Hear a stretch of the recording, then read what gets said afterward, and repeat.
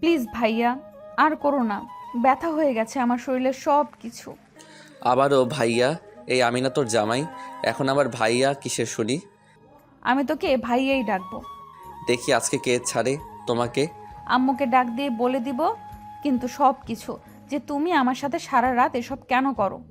বউয়ের সাথে এইগুলো করতে হয় জানো না বুঝি? বিয়ে হয়েছে 10 দিন, তার ভেতরে কতবার করেছো তার কোনো হিসাব নেই। আমার বুঝি ব্যথা লাগবে না? প্রথমে তো একটু ব্যথা পাইলে পরে তো অনেক মজা পাও, তাই না? মোটেও মজা পাই না, খালি ব্যথা পাই। আমার খালি মন চাই কেন? নিজের তো মন চাইবেই। এই ছাড়ো, এখন রাতে কইরো, সকালবেলায় শুরু করে দিলা। রাতে তো করবোই, সকালেই মন মিটিয়ে একটু করতে দাও। না, আর না, উঠতে হবে। উঠো তো আমার উপর থেকে। এই এত কথা কিসের? চুপ করো না পিচ্ছি। না, আমি চুপ করে থাকতে পারি না। পরের যদি আসো না, দেখো কি করি আমি। প্রতিদিনই হবে এই দেখো। ওই দেখো, বুকে হাত দিবা না তুমি। কেন কেন? তুমি খবিস, ব্যথা দাও খালি, তাই তোমার ধরতে হবে না এগুলো। আমি তো ধরবো, আমি ছাড়া কে ধরবে এগুলো বলো তো? এই দেখো কি করতেছে। একটু ধরি না, এত ফর্সা আর এত নরম কেন? আহ। এই চুপ, একদম মুখে খালি কথা। আচ্ছা বললাম না আর কথা।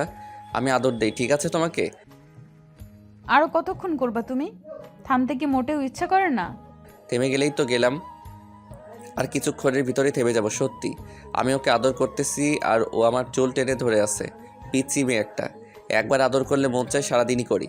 বাবা, এতক্ষণ পরে ছাড়লো, খবিস ছেলে একটা। দিলাম ছেড়ে, খুশি এখন? হয় আক্কেলে খুশি। আদর করার পরে পিচ্ছি মেয়েটা আমার কোলের ভিতরে ঢুকে গেল, আমাকে শক্ত করে জড়িয়ে ধরে আছে। আমি শুধু ওর দিকে তাকিয়ে আছি। এখানে অনেক ব্যথা হয়ে আছে, তুমি খুব পচা। এই চুপ, আজকে তো আসতেই ধরেছি। হ্যাঁ আমি জানি, তুমি আস্তে ধরো নাকি জোরে ধরো। তার মানে আমি কি খুব জোরে ধরি? জানি না। এই আমি উঠলাম, গোসল করতে হবে, আর নিজে উঠে গোসল করে নেন। আর একটু সময় বুকের মাঝে লেগে থাকো না। না, আমি আর এখানে থাকবো না। ছোঁয়া চলে গেল, আমি আবার বিছানায় গা এড়িয়ে দিলাম। কিছু সময় এর ভিতরে বউ এসে আবার বকাবকি শুরু করে দিল। এখনো গোসল করতে যাওনি? হ্যাঁ, গোসল করে আর কি হবে, একেবারে দুপুরে গোসল করব। রাজ উঠতে বলেছি কিন্তু ভালো হবে না বলে দিলাম। সারাদিন দুষ্টুমি আর ঘুম, এটা ছাড়া তুমি আর কি পারো শুনি? আমি তো আর কিছু পারি না। ওঠো বলছি কিন্তু। আমি উঠে ফ্রেশ হয়ে খেতে চলে আসি, তারপরে সবার সাথে খেয়ে নিলাম। আসুন, পরিচয় হয়নি। আমি হলাম রাজ, তেমন কিছু করি না, তবে পড়ালেখা চলতেছে। তার পড়ালেখার আগে বিয়ে করেছি, তাও আবার নিজের চাচাতো বোনকে। ওর নাম হলো ছোঁয়া।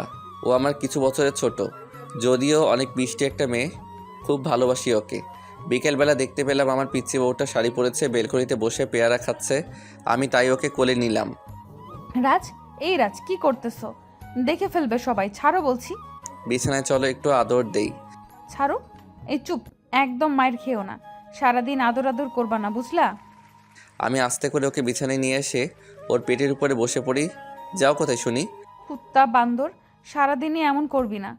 আমি ওর দুই গালে দুটো চুমু খেলাম, কিন্তু চুমু দিতে দিবে না, তার জন্য জোর করেই দিলাম। এত ফাজিল কুত্তা তুই। এই বকা দিবা না কিন্তু, বলে দিলাম।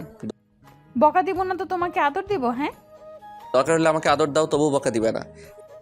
আদর আর কখনো করব না। তুমি পচা, একেবারে বেশি পচা। সারাদিন জ্বালিয়ে খাও। এখন কিন্তু আরো বেশি জ্বালাবো কিন্তু, বলে দিলাম। পারোই ওটা তুমি। মন চাই শাড়ি খুলে এখনই আদর দেই। শুনছো এই পচা ছেলের কথা? এই তোমার মুখে কি শুধু পচা কথাই থাকে? বউকে আদর করা কি পচা? হ্যাঁ। না, সেটা তবে অতিরিক্ত করা পচা। তুমি তো আমাকে ধরলে একেবারে ছাড়োই না। মন চায় না ছাড়তে, তাই ছাড়ি না। সেটাকে আমার দোষ বলো? আমার মন চাই খালি তোমার সাথে টি-20 খেলতে। এত টি-20 খেলা ভালো না, বুঝলা? এত খেললে তুমি অসুস্থ হয়ে যাবা। কে বলেছে টি-20 খেললে অসুস্থ হয়ে যাব? এটা তো সবাই খেলে। এই চুপ করবা তুমি? হ্যাঁ, আচ্ছা চুপ করলাম। ওই জড়িয়ে তো ধরতে পারো, আদর তো দিবাই না জানি। আচ্ছা এইদিকে এসো, জড়িয়ে ধরলাম। এখন ঠিক আছে। ও আমাকে শক্ত করে জড়িয়ে ধরলো, আর আমি ওকে শক্ত করে জড়িয়ে ধরলাম। বিকালে ওর সাথে সুন্দর একটা ঘুম দিলাম। দেখতে দেখতে অনেকটা দিন কেটে গেল, খুব সুন্দরভাবে এতদিন কাটিয়েছি। তবে আমাকে তো এতদিন আদর করতে দেয়নি। আজ যাই হোক, জোর করে হলেও আদর করব আমি। আদর না করে তো থাকতে পারি না। ও বিছানায় শুয়ে আছে, আমি আস্তে করে ওর কাছে চলে আসি। এই তুমি এখানে এসেছো কেন শুনি? আদর করব তাই এসেছি। কোনো আদর করতে দিব না। দেখো এতদিন কিন্তু একটু আদর করতে দাওনি। এতদিন আদর করতে দেইনি, জানো না আমি অসুস্থ ছিলাম। আজকে তো সুস্থ হয়েছো, চলো না আজকে আমরা ওয়ান ডে খেলি। এই চুপ করবা, চুপচাপ ঘুমিয়ে পড়ো। আমি ওকে আস্তে করে টান দিতে লাগলাম, কিন্তু ভুল টান দিলাম, কারণ শাড়ি খুলে গেল। যাই হোক, ভালো হলো। কোথা তুই আমার শাড়ি খুলে দিলি? আজকে তোকে এমন মার দিব মনে রাখিস তুই। আমি ওর কোনো কথা না শুনে ওর কোমর আমার ঠোঁটে লাগিয়ে দিলাম। ওরা আর কিছু বলতে পারলো না। দেখো এত দুষ্টুমি। আজকে যে কত দুষ্টামি করবো তার কোনো হিসাব নাই। পারলে এসো, দেখবনি। আজকে রাত শুধু আমার। এই ছাড়ো, আমি তোমার সাথে আজকে রাতে কোনোভাবেই ঘুমাবো না। যেতে দিলে তো তুই যাবা। রাজ এসে আমার বুকের ওপরে ওর ঠোঁট বসিয়ে দিল। এর সাথে আমি পারবই না, জানি আমি। একে আজকে বাধা দেওয়া যাবে না। ফাজিলকে কি কোনো সময় বাধা দিয়ে রাখা যায়? আমি ওর সামনে আস্তে করে আমার পুরো শরীরটা দিয়ে দিলাম। বাকিটা আর আপনাদের শুনতে হবে না। সকালবেলা উঠে ফ্রেশ হয়ে নিলাম, কারণ আজকে আবারও দুজনের কলেজে যেতে হবে। তাই দুজনে রওনা দিলাম কলেজের দিকে। ও পরে ভার্সিটিতে আর আমি কলেজে। ও আমাকে বাইকের পেছনে উঠে আস্তে করে বাইক চালানো শুরু করে দিল।